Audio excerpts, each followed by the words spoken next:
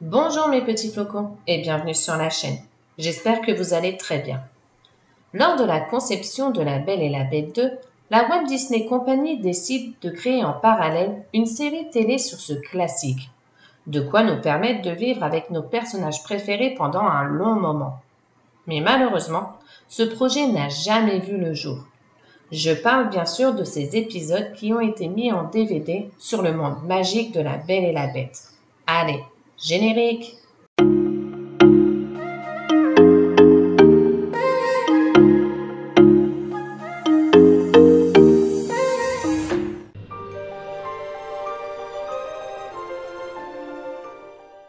Le monde magique de La Belle et la Bête est le dernier volet non officiel de la saga de La Belle et la Bête. Ce DVD comprend 4 épisodes. Tous les épisodes se passent dans le château quand Belle était encore prisonnière de la Bête. Le premier épisode raconte l'histoire de Belle et la Bête qui vont avoir un gros malentendu au dîner. En effet, Belle fait la rencontre de Webster, un dictionnaire très bavard qu'elle invite à se joindre à eux pour le dîner. Pendant le repas, Belle parle à la Bête du livre qu'elle est en train de lire, Cendrillon. Mais celui-ci, ayant trop chaud, exige qu'on ouvre les fenêtres malgré un courant d'air qui glace les domestiques. Belle et la Bête se disputent, et la Bête affirme que le château lui appartient et que lui seul en fixe les règles. Il expulse également Webster de la table lorsque ce dernier commence à utiliser des synonymes indésirables pour les insultes de Belle. Par la suite, ils cessent de se parler.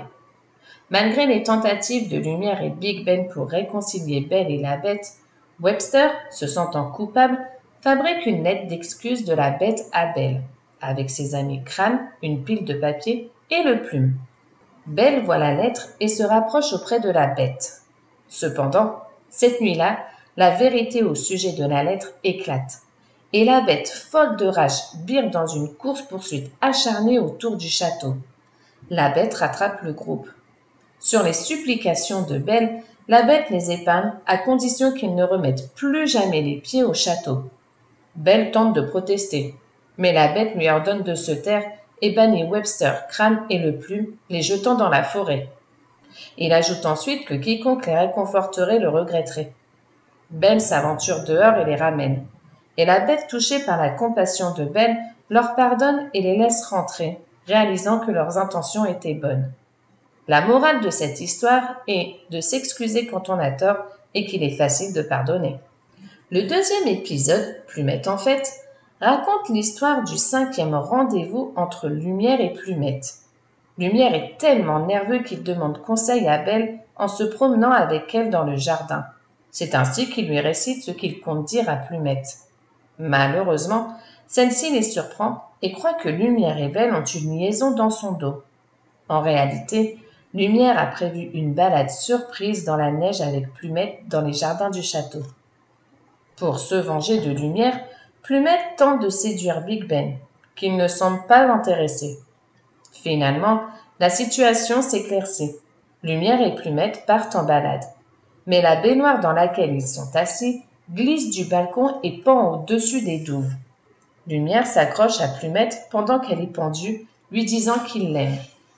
Avant qu'il ne tombe, Belle, Big Ben et quelques autres serviteurs arrivent et les ramènent en sécurité. Dans cette histoire, la bande apprend que parfois les apparences sont trompeuses et qu'il ne faut pas tirer des conclusions hâtives. Le troisième épisode nous parle de Mrs. Samovar qui est déprimée par le mauvais temps. Et Belle, qui la considère désormais comme une figure maternelle, décide de lui remonter le moral en lui organisant une fête surprise, sans réveiller la Bête qui a passé la nuit entière à réparer une fuite sur le toit. Cependant, la rivalité entre Lumière et Big Ben s'invite, notamment en ce qui concerne la composition murale, les fleurs préférées de Mrs. Samovar et les parfums du gâteau. Finalement, les tentatives de Lumière et Big Ben pour saboter les décisions l'un de l'autre aboutissent à un point où le gâteau est en train de cuire, explose et sème le chaos dans la cuisine. Lumière et Big Ben, réprimandés par Belle, décident de mettre définitivement leur rivalité de côté et de collaborer pour préparer une surprise à Mrs. Samovar. Le plan fonctionne bien. Mrs. Samovar est guérie de sa dépression et le soleil brille enfin à nouveau. La bête se réveille et après avoir respiré une rose, éternue. Dans cette histoire, chacun a appris le grand pouvoir de la coopération et du compromis. Enfin, le dernier épisode se passe au moment où Belle et la Bête déjeunent ensemble. Un oiseau blessé s'envole accidentellement dans la chambre de Belle. Celle-ci oublie son arrangement et s'occupe plutôt de l'oiseau. La Bête, s'en apercevant, entre dans une rage folle et tente d'attraper l'oiseau. Mais il trébuche sur Big Ben et se cogne violemment la tête contre le sol. Sa haine pour les oiseaux s'évanouit lorsque celui-ci se met à chanter. Mais son égoïsme le pousse à enfermer l'oiseau dans une cage et à exiger qu'il chante pour lui quand bon lui semble. L'oiseau, visiblement attristé et effrayé, refuse. Pendant ce temps, Big Ben sent qu'il perd le contrôle de son personnel et exige leur respect par des traitements cruels. Pendant ce temps, Belle convainc la bête de libérer l'oiseau et il le fait une fois son aile guérie. Mais l'oiseau, encore trop faible, commence à tomber et la bête se précipite à son secours. Ce faisant, Big Ben tombe du balcon de l'aile ouest dans le jardin. Mais il est indemne et apprendra qu'on ne peut pas exiger le respect, mais qu'on peut le gagner en le donnant. La bête apprend à traiter les gens et les animaux avec respect et compassion. Avant de continuer, petite question pour vous. Pensez-vous que si ce DVD avait vraiment fini en série, la critique aurait été beaucoup plus clémente qu'elle ne l'est en DVD? Et surtout, on n'oublie pas de s'abonner et de liker.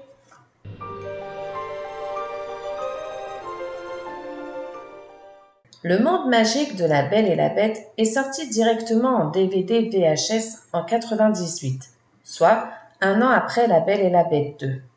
Le film est constitué pour la version américaine de 3 épisodes, un dictionnaire à la page, Plumette en fête et Quand tout bat de l'aile. Puis dans la réédition DVD de 2003, un 4e épisode a été ajouté, Mrs. Samovar, Broie du Noir. Alors que dans le reste du monde, le DVD comportait directement les 4 épisodes, ce qui faisait que le film entre guillemets durait 22 minutes de plus, soit au total 91 minutes.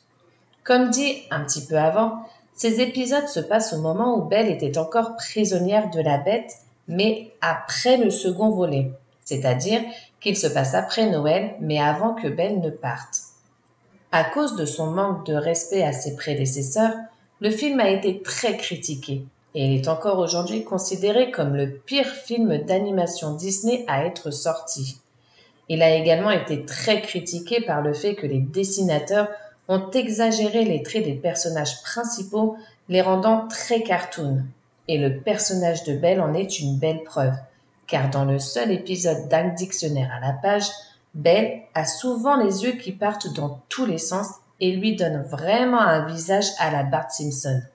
De plus, la colorisation des personnages est soit un ton en dessous, soit un ton au-dessus. C'est la seule histoire parmi la saga à ne pas avoir de véritable méchant.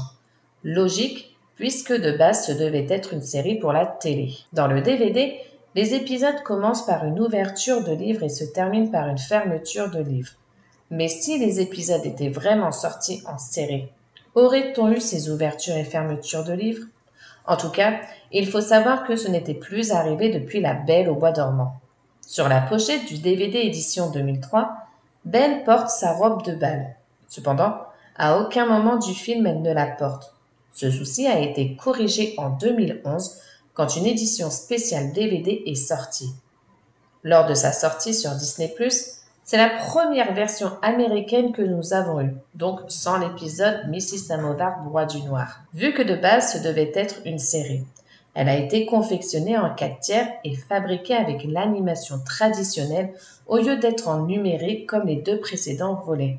Ce qui fait que pour un DVD, la qualité sur grand écran est nettement inférieure. Pour faire vendre ce DVD, le service marketing a dû se retrousser les manches et proposer notamment des sortes d'émissions comme en 99 où sort l'émission Belle's Tales of Friendship, ou en français les histoires d'amitié de Belle.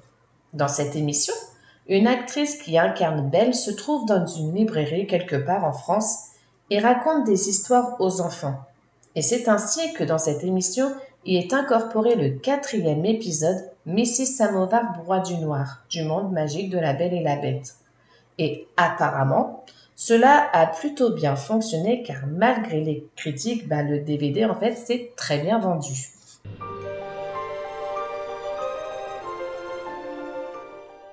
Les raisons exactes de cet abandon de série ne sont pas vraiment connues.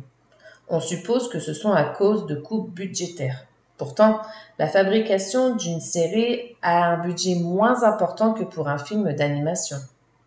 Ou peut-être tout simplement le fait que la Walt Disney Company, ayant jugé le travail assez médiocre des dessinateurs, ainsi que le manque d'imagination des scénaristes, car il est vrai que les épisodes se ressemblent, un objet est à l'origine d'une dispute et réconciliation entre Belle et la Bête. Ils ont craint peut-être que la série ne soit jugée trop caricaturale et pas assez en harmonie avec le premier volume. Cependant, quand l'arrêt de cette série fut prise, 4 épisodes ayant déjà été faits, ils ont décidé tout de même de les présenter malgré tout au public à moindre coût sous forme de DVD ou VHS. Dites-moi ce que vous en pensez en commentaire. Et sur ce, je vous fais des bisous, je vous souhaite une bonne journée et je vous dis ciao!